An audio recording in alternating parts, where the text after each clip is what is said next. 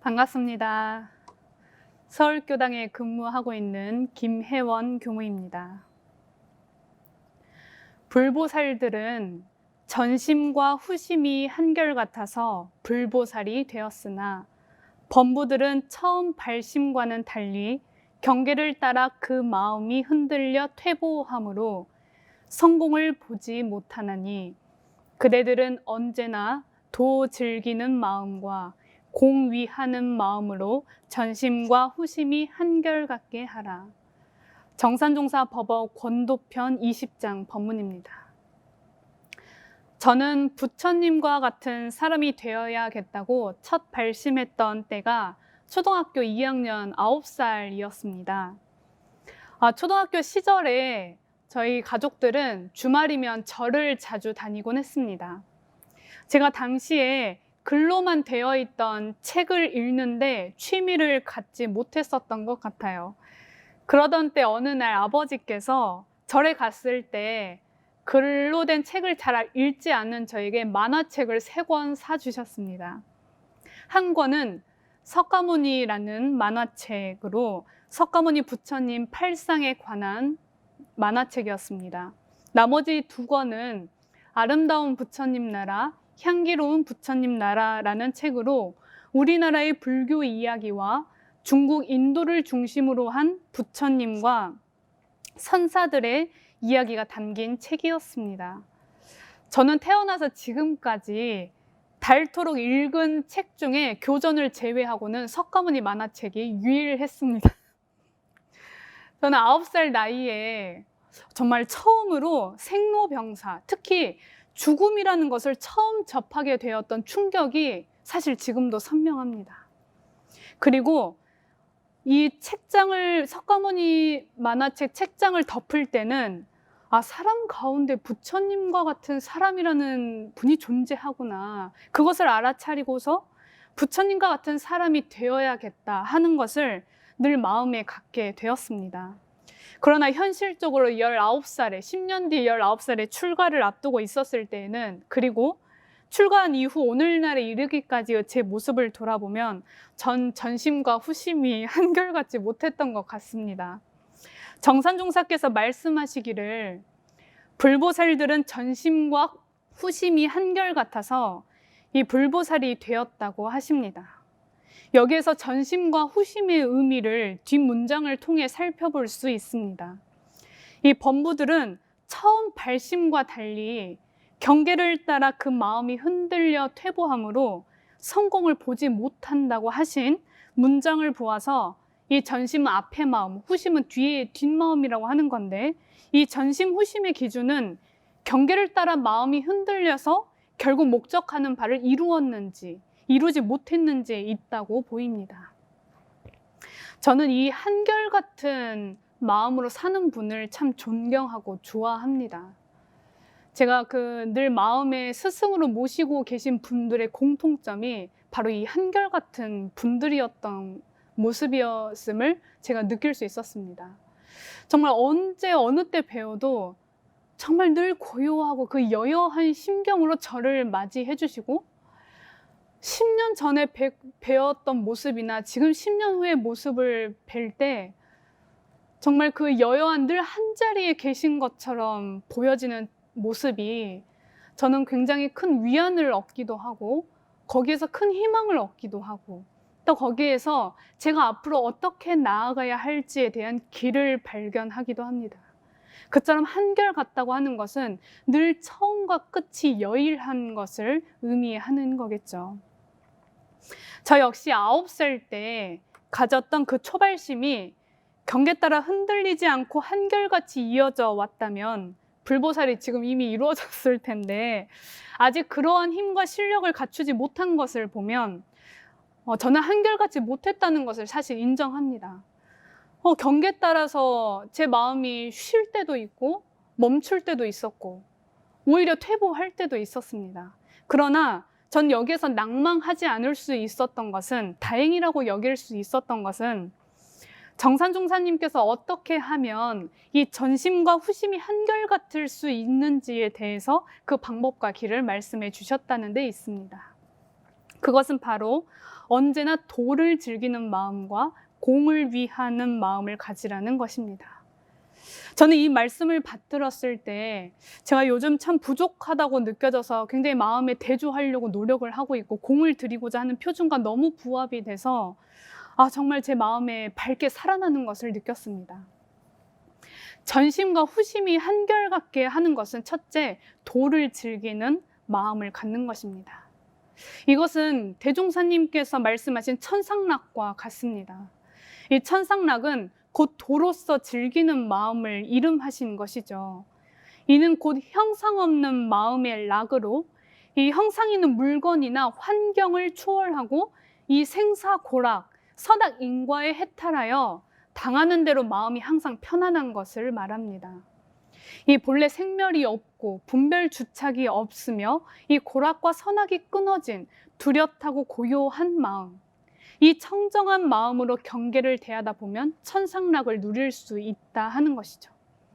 우리가 경계를 마주할 때 보면 욕심으로, 요란함으로, 분별과 번뇌로, 또 희로애락의 감정에 끌려서 마음을 사용하다 보면 그때 당장은 내 마음에 편할 수 있고 당장에 내 마음을 만족시키는 것 같지만 그 돌아오는 결과를 보면은 좋지 않으면 우리는 알 수 있습니다.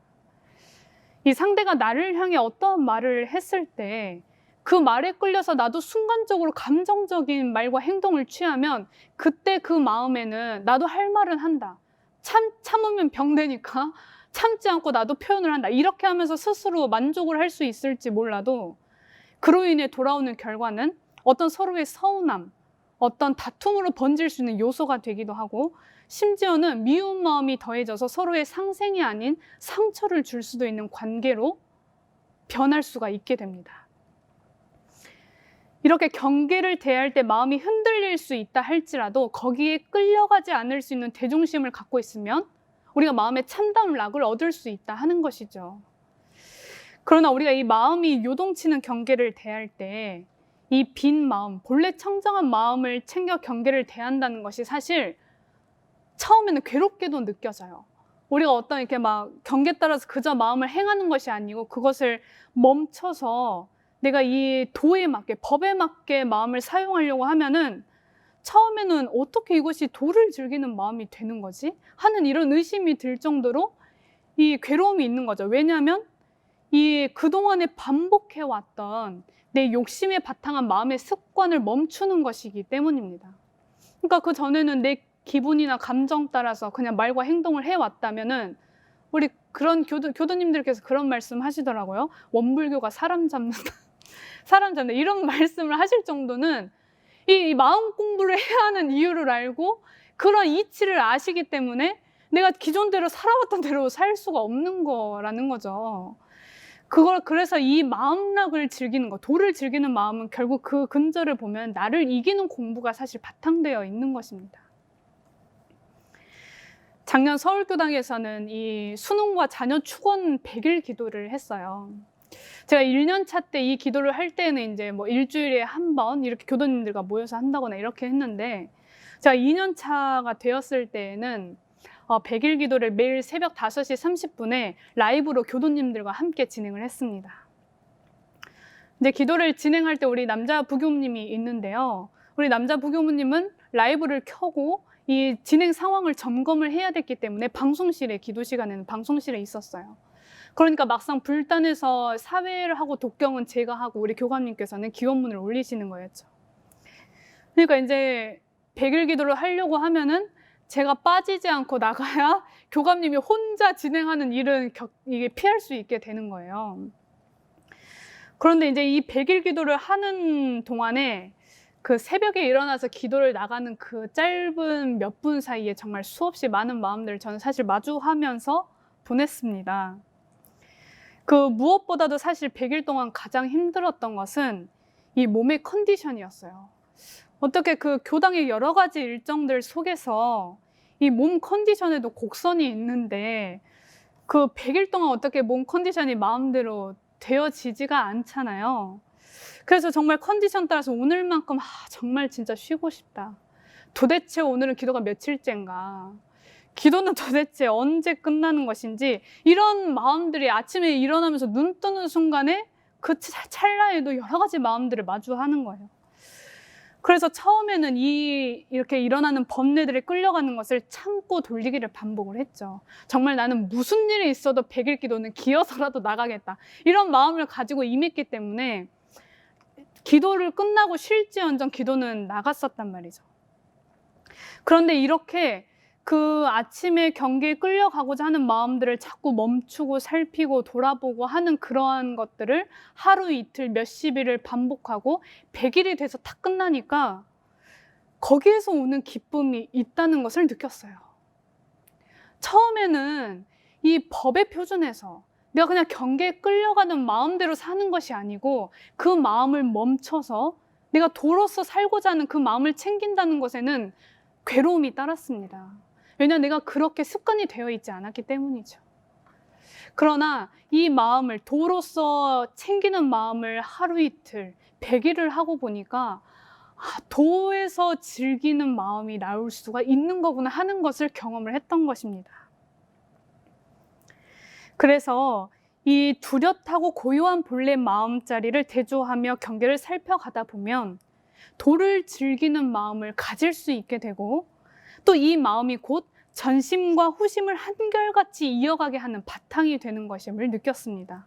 왜냐하면 이 전심과 후심이 한결같지 않다는 것은 결국 불보살들, 목적하는 바는 우리가 이 성불재중에 낙원 세상을 이루어가고자 하는 목적하는 바는 있지만 이것이 왜 한결같지 못하냐 하는 것은 경계에 따라서 우리가 끌려가기 때문에 중간에 낭망하거나 마음을 포기하거나 마음의 변심이 있으면 이 한결같지 못하게 되는 것이죠.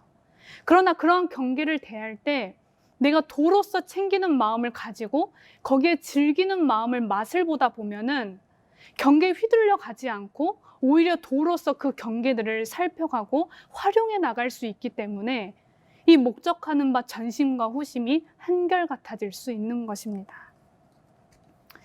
이렇게 불보살의 인격을 갖추고 또 함께하는 사람들과 더불어 낙원의 세상을 이루어 가고자 목적하는 바를 경계에 따라 놓아버리는 것이 아닌 이어가게 하는 동력이 바로 도를 즐기는 마음에 있는 것이죠.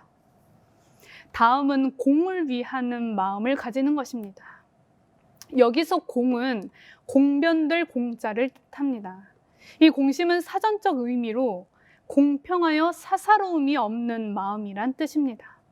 이 공심에 상대되는 말이 사심입니다.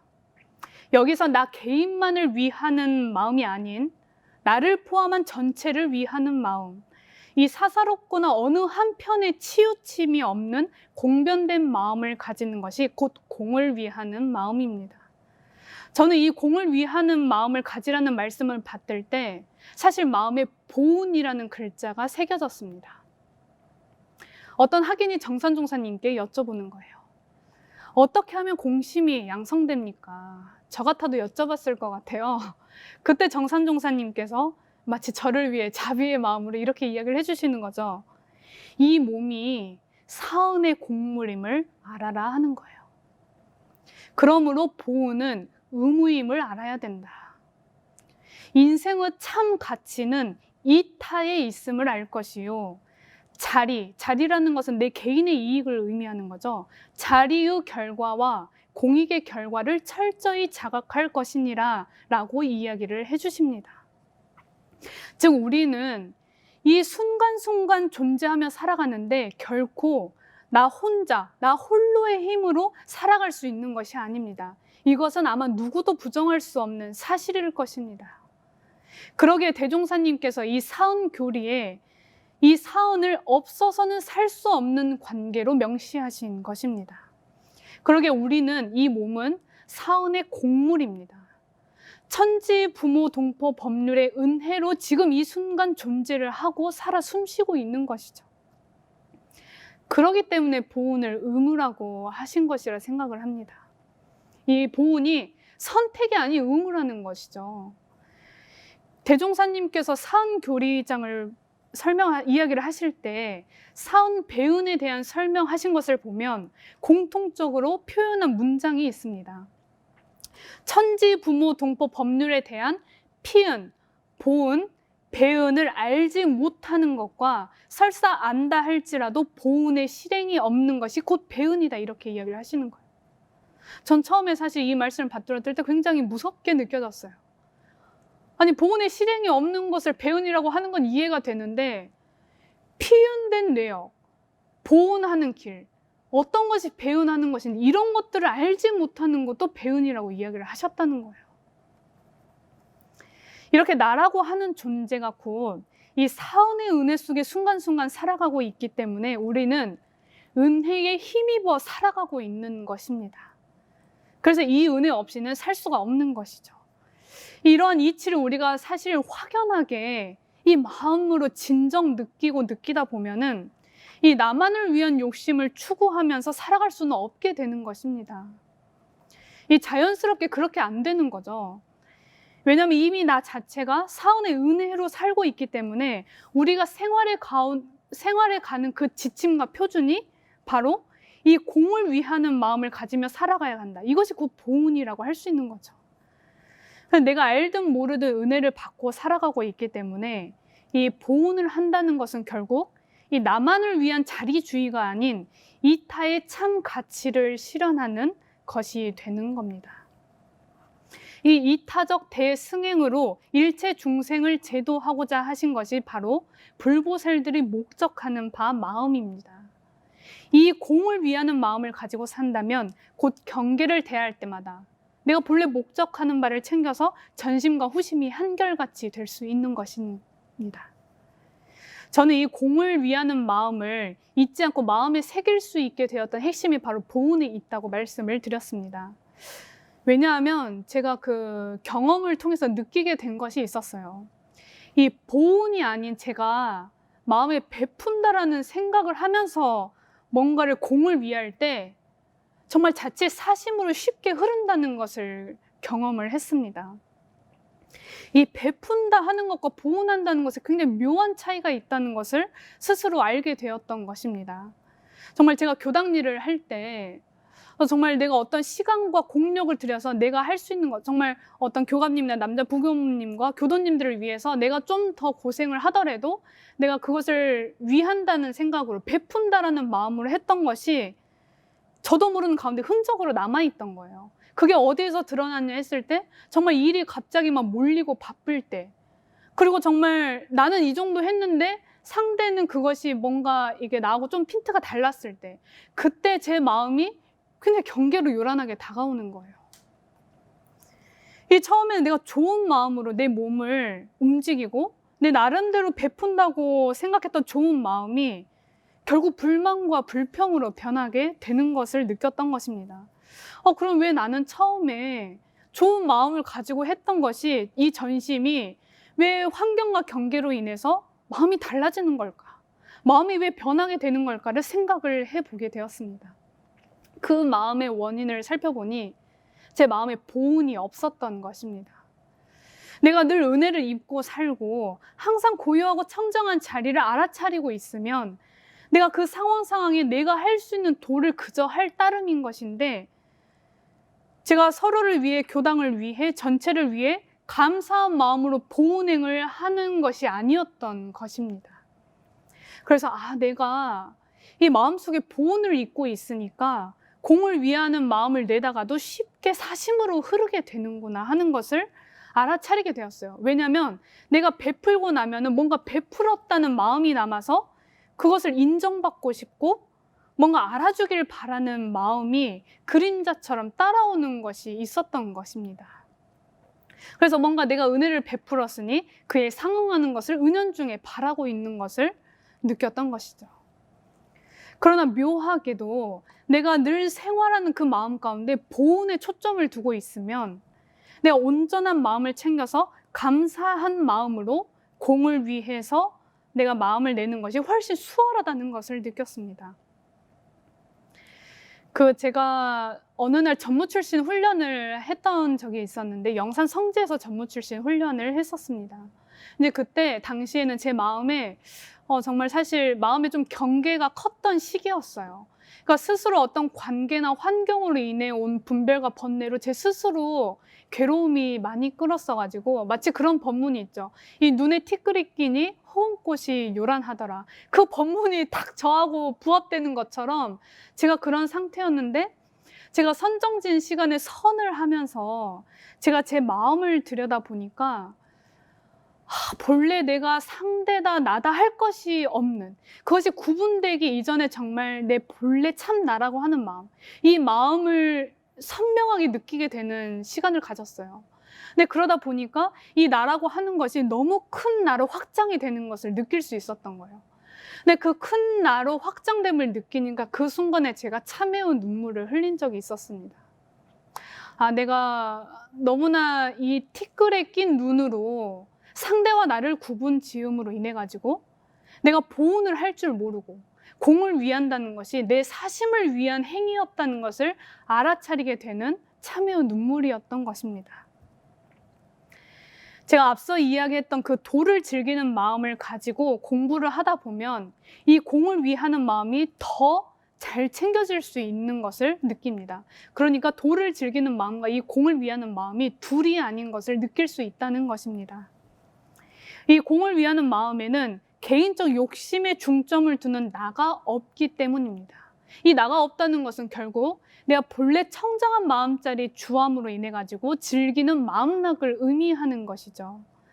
그래서 이 나라고 규정할 것이 없는 상태, 어떤 물아 일체의 물과 아가 하나가 돼서 큰 나로 확장되는 것을 느끼다 보면 어느 한쪽에 치우침이 없는 중도의 마음이 탁 드러나는 것을 느낄 수 있었던 것입니다. 이런 마음을 느끼다 보면 정말 진정 공을 위하는 마음이 우러러 나올 때 정말 그 진진한 어떤 묘미를 정말 느껴보지 않고는 알 수 없었던 마음이었습니다. 다시 말하면 이 자리주의적 관점에서 자리 이타의 마음으로 확장된 것을 의미합니다. 이 자리 이타 이치로 운영이 되며 살아가는 은혜를 느끼게 되면 천상락이 깊어지고 자연히 공을 위하는 마음의 행으로 이어질 수 있는 것입니다. 그러면 본래 불보살의 목적하는 바, 이 전심과 후심이 경계를 대할지라도 거기에 끌려가지 않고 한결같이 계속될 수 있는 것입니다. 불보살들은 전심과 후심이 한결같아서 불보살이 되었다고 합니다.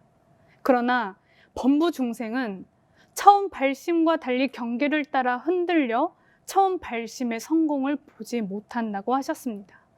그렇기 때문에 아무리 범부 중생이라 할지라도 이 도를 즐기는 마음과 공을 위하는 마음으로 경계를 대하면 곧 전심과 후심이 한결같이 연속되어 목적하는 바를 이룰 수 있을 것이라고 하신 정산종사님의 말씀을 다시금 깊이 새겨봅니다. 이러한 쌍의 마음이 우리 각자에게 풍부해 있음을 알고 그 마음을 개발하는 데 재미를 붙이는 마음락, 그리고 우리는 사원의 은혜 속에 살고 있음을 각성하여 보온으로서 공을 위하는 마음을 확장시켜 간다면 비록 경계를 대해 흔들린다 할지라도 중심을 가지고 마음을 한결같이 가지며 살아갈 수 있을 것입니다. 그러한 과정이 곧 우리가 불보살이 목적하는 바를 이루어가는 길이 될 것이라고 생각합니다. 항상 여일한 마음으로 목적하는 바를 이루어 가시기를 염원합니다. 이상으로 마치겠습니다. 감사합니다.